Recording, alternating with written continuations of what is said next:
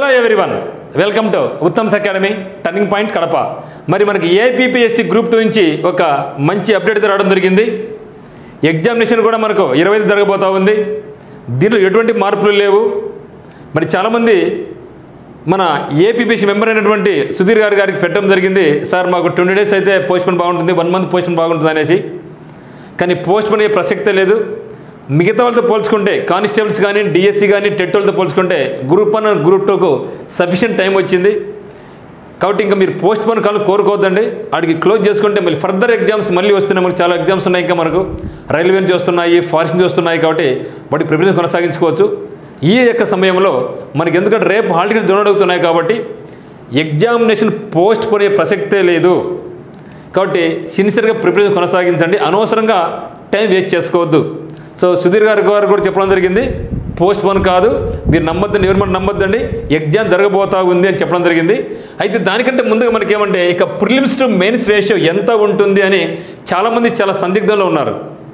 మీరు కళ్ళు గమనించండి, ఫస్ట్ నుంచి కూడా మనకు ఉత్తమ్స్ అకాడమీ టీపీ స్టడీస్ ఏం చెప్తానంటే 1:50 రేషియో ఉంటుంది, ఇది తగ్గే ప్రసక్తే లేదు, మీరు హ్యాపీగా ప్రిపరేషన్ కొనసాగించండి చెప్పడం. నిన్న సుధీర్ గారు కూడా చెప్పడం జరిగింది, రేషియో 1:50 ఉండబోతా ఉంది.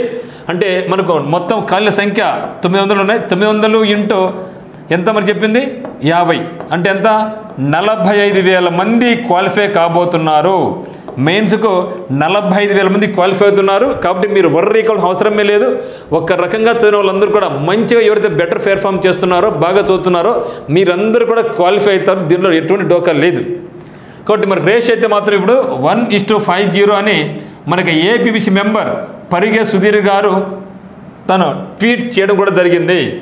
కాబట్టి మరి 45,000 మందిలో అంటే మనకు మొత్తం అప్లికేషన్ వాళ్ళ సంఖ్య ఏంటంటే 4.8 lakhs సంథింగ్ ఉంది. దాంట్లో ఆబ్సెంటీస్ వాళ్ళు ఇల్లు పోతే 4 లక్షల నుంచి 4.5 లక్షల మంది ఎగ్జామ్కి అటెండ్ కాబోతున్నారు. సో 4 lakhs కదా తగ్గరు, 4.5 lakhs కంటే పెరిగే ప్రసక్తి లేదు. సో 4 లక్షల మందిలో 45,000 మందిని ఫిల్టర్ చేయబోతున్నారు. మరి ఇక లాస్ట్ 10 daysలో మరి మనం ఈ యొక్క 45,000 మందిలో మనకు నిలబడాలంటే ఏం చేయాలి అనేది నాకు తెలిసిన వంతు నేను మీకు వివరించాలనుకుంటున్నాను. మరి ఓఎంఆర్ ఉంది కాబట్టి మనకు ఉంది కాబట్టి ఓఎంఆర్ను చాలా జాగ్రత్తగా మీరు ఫిల్అప్ చేయాల్సి ఉంటుంది. దీనికి మీరు వీలైతే నెట్లో ఓఎంఆర్ ప్రాక్టీస్ అని కొట్టి ఒక పేపర్ కాంటే మీరు ప్రింట్అవుట్ తీసుకోండి. ఒక ఓఎంఆర్ అయితే మాత్రం మీరు బాగా ప్రాక్టీస్ చేయండి. లేదు మీరు ఎవరైనా సరే టర్నింగ్ పాయింట్కి వచ్చినట్టు అనుకోండి, సో కాబట్టి నేను మీకు ఓఎంఆర్ షీట్ కూడా నేను ఇస్తాను, మీరు దాన్ని ప్రాక్టీస్ చేసుకోండి. లేదా మనకి వాట్సాప్ గ్రూప్లో షేర్ చేయడం జరుగుతుంది, ఫోటో కావాలంటే మీరు దాన్ని కూడా మీరు ప్రింట్అవుట్ తీసుకొని కళ్ళు ప్రాక్టీస్ చేయండి. కంపల్సరీ అయితే మాత్రం మీరు బిఫోర్ ఎగ్జామినేషన్ పోయే ముందుగా పెన్సిల్తో కానీ పెన్నుతో కానీ ఓఎంఆర్ బబ్లింగ్ను బాగా గుర్తుపెట్టుకోండి. సో మన నెగిటివ్ మార్క్ ఉంది.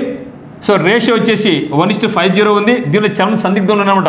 సో 1:10 1:12 ఉండబోతుంది కొందరు, 1:50 అని కొందరు. కానీ చివరికి అయితే మాత్రం 1:50 మనకు అందుకు అనుకూలమైనటువంటిదే 1:50 మెయిన్స్కు తీయబోతున్నారు.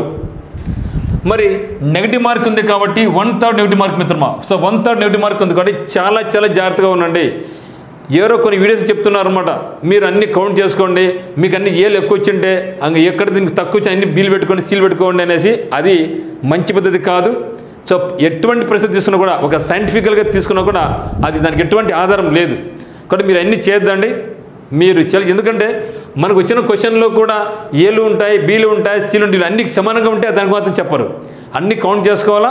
ఏలు ఎక్కువ ఉంటే మీరు ఏ పెడగాకండి, సీలు తక్కువ వచ్చి చికెన్ పెట్టండి అంటున్నారు. ఆ పద్ధతి మంచి పద్ధతి కానే కాదు. సో మనకు ఉండే రెండు మెథడ్లు వచ్చినటువన్నీ కూడా పూర్తిగా మీరు ఫస్ట్ బబ్లింగ్ చేసేయండి.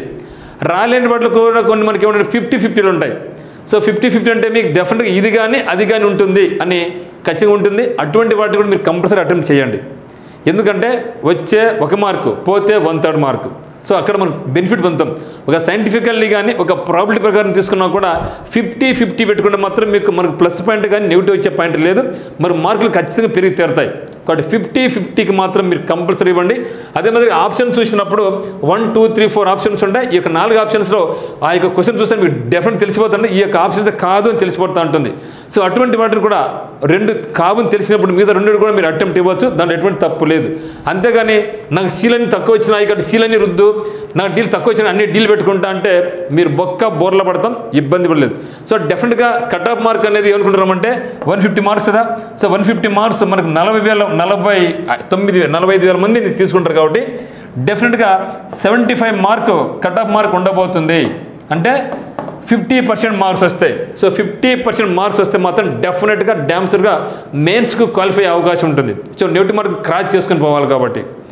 సో మీ యొక్క టార్గెట్ 80 మార్కుల నుంచి 90 మార్కులు పెట్టుకోండి. సో అప్పుడు మరి వెరీ వెరీ సేఫ్ జోన్లో ఉంటాం మెయిన్స్కు.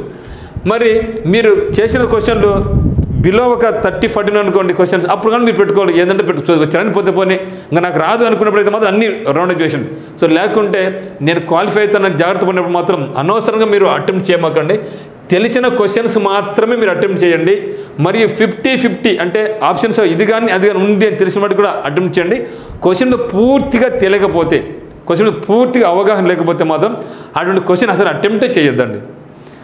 మరి ఇంకోటి ఉంటాయి, ఒక ఆప్షన్ అయితే ఖచ్చితంగా లేదు అని తెలిసిందనుకోండి, అప్పుడు 3 ఉంటాయి మనకు ఆప్షన్ 1/3. అంటే ప్రతి 3 ఒకటి కరెక్ట్ అయినా 2 రాంగ్ అయినా కూడా మనకు అట్లీస్ట్ మార్కులు 0 అయిపోతాయి. So no minus no plus అటువంటి అటెంప్ట్ చేసి తప్పితే పూర్తిగా తెలియకపోతే మాత్రం క్వశ్చన్ అటెంప్టే చేయొద్దండి. నా యొక్క సిన్సియర్ రిక్వెస్ట్. ఓకేనా? ఇప్పుడు ఫైనల్ అయితే మాత్రం టేక్ యువర్ ఓన్ డెసిషన్. వాళ్ళు చెప్పారనో చెప్పారనో ఉత్తమ్ సార్ చెప్పారనో ఒకరి మీద నింద అవసరం లేదు. మీరు డెసిషన్ తీసుకోండి. డెసిషన్ మేకింగ్ చేసి మీకే ఫైనల్గా ఉంటుంది. తర్వాత ఎగ్జామినేషన్ అనేది పోస్ట్పోన్మెంట్ అయ్యే ప్రసక్తే లేదు. ఇంకా ఎక్కడో ఆశ ఉంది, చిన్న ఆశ ఉందన్నమాట. పోస్ట్పోన్ అవుతుంది, ఇంకా 10 days పోస్ట్పోన్ చేయండి, 20 days పోస్ట్పోన్ చేయండి, మేము సచివాలయ ఉద్యోగాలు చేస్తున్నాము కాబట్టి మాకు అసలు ప్రిపరేషన్ లేదు, మాకు ఫుల్ వర్క్ ఉంది, ఎలక్షన్ డ్యూటీ ఎంత ఉంది కానీ మాకు పోస్ట్పోన్ చేయండి, అటు చేయరండి. సో జాబ్ చేసే వాళ్ళకి మిగతా వాళ్ళు ఇబ్బంది పడతారు కదా, అట్లా ఎవరికి చేయరు. యాజ్ యూజువల్గానే మనకు నోటిఫికేషన్ ఏమైతే ఇచ్చారో అదే జరగబోతూ ఉంది. వాళ్ళందరినీ కన్సిడర్ చేస్తారు తప్పితే వాళ్ళు వీళ్ళు కన్సిడర్ చేసే ప్రసక్తి లేదు. ఈ యొక్క 10 days అయినా సరే మీరు సిన్సియర్గా ప్రిపరేషన్ కొనసాగిస్తే మరి మన ప్రిలిమ్స్ పాస్ కావడం పెద్ద కష్టం కానే కాదు. సో ఈ యొక్క 4 లక్షల మందిలో రాయబోయే 4 లక్షల మందిలో సగానికి సగం మంది అసలు ప్రిపరేషన్ కొనసాగించలేదు. 2 లక్షల మంది మాత్రమే ఎగ్జామ్ రాస్తారు. అందరూ సిన్సియర్గా ఉంటే మళ్ళీ సగం మంది మాత్రమే. సో వీళ్ళకందరికీ ఎవరైతే సిన్సియర్గా ప్రిపరేషన్ కొనసాగిస్తున్నారో, ఎటువంటి ఆటంకం లేకుండా, ఎటువంటి అదిలే ఇదిలే ఎక్కడో అని గుర్తుపెట్టుకోకుండా ఉంటారో వాళ్ళకి డెఫినెట్గా అయితే మాత్రం వాళ్ళందరూ కూడా ప్రిలిమ్స్ క్రాక్ చేయబోతున్నారు, no doubt at all. So ఈ యొక్క 10 days మనకు చేసిన పని ఉంటే రివిజన్ బాగా ఇచ్చండి. Only revision revision revision. కొత్త టాపిక్ జోలిపోవద్దు. మీరేమైతే చదివారో వాటి 1-2 సార్లు బట్టి రివిజన్ చేస్తే చాలు, మీకు అద్భుతమైన రిజల్ట్ వస్తుంది. సో రివిజన్ అనేది పవర్ఫుల్ టానిక్ అనమాట. ఈ యొక్క టానిక్ పవర్ఫుల్ ఎంత టానిక్ అంటే ఒక్కసారి చదివితే మైండ్ గుర్తుపెట్టుకో, 2 సార్లు 3 సార్లు గుర్తు చదివి అనుకోండి, ఖచ్చితంగా మెమరీ అనేది మనకు స్టోరేజ్ అయిపోతుంది. ఇక 10 days మీరు ఏమైతే చదివినారో అవి ఎగ్జామినేషన్ పాయింట్ ఆఫ్ వ్యూ మీకు గుర్తుండిపోతాయి. కాబట్టి ఇక రివిజన్కి అయితే మాత్రం మీరు చాలా ఇంపార్టెన్స్ ఇవ్వండి. Say no to no new books. ఇంకా కొందరు చెప్తారు ఆ బుక్ చదివిన ఈ బుక్స్ దాంట్లో చాలా ఇంపార్టెంట్ బిట్ ఉంది, దీనికి చాలా ఇంపార్టెంట్ బిట్ ఉంది, ఈ బుక్ లేదు, బుక్ స్టాల్ పరిగెత్తుంటే పోయి బుక్లు కొనుక్కుంటూ ఉంటారు. ఆ పని అస్సలు చేయమాకండి. అది చేసే ఒక ఎగ్జామ్ క్వాలిఫై కావాలి, ఒక జాబ్ కావాలి ఆస్పిరెంట్ ఎప్పుడు ఆ పని చేయడు. ఇప్పటికైనా కొనుక్కుంటాడు, పరిగెత్తుకుంటే రష్గా వెళ్ళి బుక్ స్టాల్కి వెళ్ళి బుక్ చదువుకుండా ఏం ఉండదు. ఆల్రెడీ బుక్లు ప్రింట్ అయిపోయి ఉంటుంది. మీరు ఆ బుక్లో వస్తుందని ఎవరు చెప్పలేరు. నో బడి కానిసే ఈ బుక్ నుంచి వస్తుంది అనేసి ఇంకా చాలా చెప్తుంటారు, నా బుక్ నుంచి అన్నీ వచ్చినాయి, మా యొక్క యాప్ చాలా గొప్పది, మా ఇన్స్టిట్యూట్ చాలా గొప్పది, అన్ని బుష్. నేను చెప్పిన కూడా నమ్మొద్దండి. సో ఏ ఎగ్జామ్ చేసే వద్దరు ఏ బుక్లు వాళ్ళు ఫాలో కారు, వాళ్ళకంటూ కొన్ని పారామీటర్స్ ఉంటాయి. ఆ పారామీటర్స్ నుంచి పోతారు తప్పితే ఆ బుక్ను ఈ బుక్ను ఆ యాప్ ఈ యాప్ వలసలు వాళ్ళు పట్టించుకోరు. వీళ్ళందరూ కూడా గమ్ములు చెప్తుంటారు అనమాట. అంతవరకే. ఇక్కడ ఎవరి మళ్ళీ మీరు పట్టించుకోవద్దండి. మీ ఓన్ ప్రిపరేషన్ మీరు చేయండి. మీరు ఇంతవరకు ఏమైతే చదివినారో ఇక 10 days వాటిని రివైజ్ చేసి చాలు. Only revise. అదే గొప్ప అద్భుతమైన టానిక్ అనమాట. So no new books. Book స్టాల్కి వెళ్ళేసి మీరు ఏ బుక్ కొనుక్కోవద్దు, ఓన్లీ రివిజన్ చేసుకుని చాలు. So be positive. సో నాకు వస్తుందో రాదో, నేను క్వాలిఫికేషన్ కాదో వద్దు, లాస్ట్ మూమెంట్ వరకు మనం ఫైట్ చేయాలి. మన రేపు చనిపోతున్నాం, ఇంకో గంటలో చనిపోతున్నాం అని తెలిసినా కూడా ఆ గంట కూడా మనం ఫైట్ చేయాలి, తప్పించాలా. అంతేగాని ఇంకా ఎందుకులే నా జీవితం అయిపోయింది, నాకు జాబ్ రాదులే, చాలా మంది ఉన్నారులే, అన్నీ పక్కన పెట్టేసేయండి. లాస్ట్ మినిట్ వరకు ఎవరైతే ఫైట్ చేస్తారో వాళ్ళు ఖచ్చితంగా లైఫ్లో సక్సెస్ సాధిస్తారు. So don't waste your valuable time. అనవసరంగా ఆ యూట్యూబ్ ఛానల్ వాళ్ళ మాటలు వీళ్ళ మాటలు, ఆ మీమ్స్ ఈ మీమ్స్, ఎగ్జామ్ పోస్ట్పోన్ అయిందామని ఆతృత ఇవన్నీ ఏమొద్దు. ఇంకా ఈ 10 రోజులు సోషల్ మీడియాకు చాలా దూరంగా ఉండండి. మీరు యూట్యూబ్లో వస్తుండేమాట ఏం బిట్టు పక్కా వస్తుంది మీరు చదవండి, వద్దనే వద్దు. బిట్టు పక్కాకి అంతా వీళ్ళు బుక్లు వాళ్ళు తయారు చేస్తారు, ఏమన్నా ఏం తయారు చేయరు కదా. సో అస్సలు మనం గెస్ చేయలేమండి. ఎంతసేపు ఉన్నా మనం ఏమనుకుంటుంటే ఇది గన్ షాట్ బిట్ అని మనం ప్రిపరేషన్ కొనసాగిస్తూ ఉంటాం. ఇది బిట్ ఇంపార్టెంట్, ఇది ఇంపార్టెంట్ బిట్ అని ఖచ్చితంగా వస్తుంది మనం అనుకుంటే, ఎగ్జామినర్ అంటే ఎగ్జామ్ పేపర్ సెట్ చేసి అనుకుంటుంటే నేను ఏ బిట్టు ఇస్తే అతను చెయ్యలేడు అని వాళ్ళ ధోరణి ఉంటుంది. మనం అనుకుంటున్నాం ఈ బిట్టు వస్తుంది డ్యామ్సర్ బిట్ అని మనం అనుకుని ప్రిపరేషన్ కొనసాగితే వాళ్ళు అనుకుంటున్నారు ఏ బిట్టు పెడితే వాళ్ళు ఇది చెయ్యలేరు, ట్రిక్గా ఉంటుంది అని వాళ్ళ దృష్టిలో ఉంటుంది తప్పితే ఇప్పుడు లాస్ట్ 10 డేస్లో ఏమీ మనం చేసేదంతా ఏముండదు. మీరు చేసిన పని ఓన్లీ ఒకటి revision revision revision. Exam postpone ఏందనే ఆ యూట్యూబ్ ఛానల్ ఈ యూట్యూబ్ ఛానల్ వాళ్ళ మాటలు వీళ్ళ మాటలు ఈ గాలి మాటలు పనికిరావు. ఇంకా సిన్సియర్గా ఉండండి, మీ మీద మీరు నమ్మకం పెట్టుకోండి. Don't believe anybody. నన్నైనా మీరు నమ్మగద్దండి, ఎవరిని కూడా నమ్మొద్దండి, మిమ్మల్ని మీరు నమ్ముకోండి చాలు. So believe in your self, అదే మనకు అద్భుతమైన అవకాశం అనమాట. ఓకే, సో ఇప్పుడు కరెంట్ అఫైర్స్ రివ్యూ. మీరు ఇప్పుడు కరెంట్ అఫైర్స్ ఏం చదవద్దు అసలు. అంటే కరెంట్ అఫైర్స్ అనేది ఫిబ్రవరి మంత్ కరెంట్ అఫైర్స్ అంటే ఎగ్జామినేషన్ ఇప్పటికే మీకు పేపర్ సెట్ అయిపోయింటుంది, పేపర్ ప్రింట్ కూడా అయిపోయింటుంది. ఇప్పుడు నుండి కరెంట్ అఫైర్స్ ఇంకా రావు. సో మీరు చేయాల్సిన పని ఏమంటే జనవరి 31 లేదా ఫిబ్రవరి 1 వీక్ అన్ని ఎన్నికి వెళ్ళిపోండి. 6 months బాగా చదవండి. అంటే అక్టోబర్, నవంబర్, డిసెంబర్, జనవరి, ఫిబ్రవరి అంతా మనకు ఫిబ్రవరి అంతా మనకు అవసరంలా.